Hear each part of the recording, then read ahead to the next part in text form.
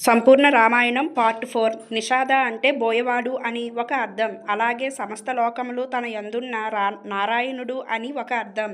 మా అంటే లక్ష్మీదేవి. మా నిషాద ప్రతిష్టం త్వ మగహం శాశ్వతిం సమహ అంటే లక్ష్మీని తనదిగా కలిగిన ఓ శ్రీనివాసుడా, నీ కీర్తి శాశ్వతముగా నిలబడుగాక.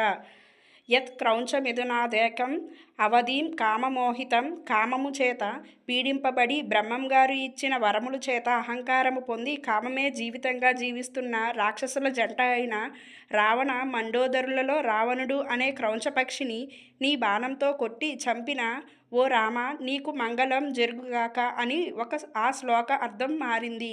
బ్రహ్మంగారు అన్నారు, నా శక్తి అయిన సరస్వతి అనుగ్రహం చేత నువ్వు ఈరోజు రామాయణాన్ని పలికావు.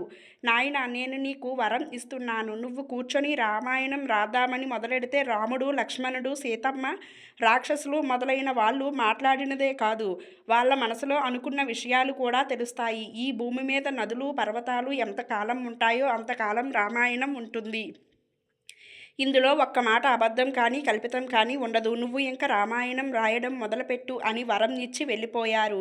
వాల్మీకి మహర్షి ధ్యానం చేసి కూర్చోగా ఆయనకి బ్రహ్మంగారి వరం వల్ల జరిగిన రామాయణం అంతా ఆయనకి కనబడసాగింది. ఆయన రామాయణం రచించడం ప్రారంభించారు. మొత్తం 24 శ్లోకాలు, 6 కాండాలు, 6 కాండాల మీద ఒక కాండ, 500 సర్గాలు రామాయణాన్ని రచించడం ప్రారంభించారు. తర్వాత ఆయన ఈ రామాయణాన్ని ఎవరితో పాడిస్తే బాగుంటుందని చెప్పి అక్కడున్న లవకుశులతో పాడించారు.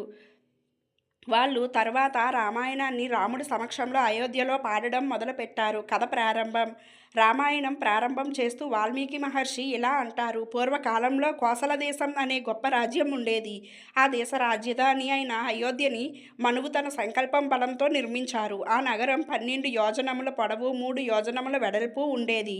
యోజనం అంటే 9 మైళ్ళు. ఆ నగరం మధ్యలో రాజప్రసాదంలో దశరథ మహారాజు నివాసం ఉండేవారు. ఆ నగరంలో రహదారులన్నీ విశాలంగా ఎప్పుడూ సుగంధ ధూపాలతో ఉండేవి.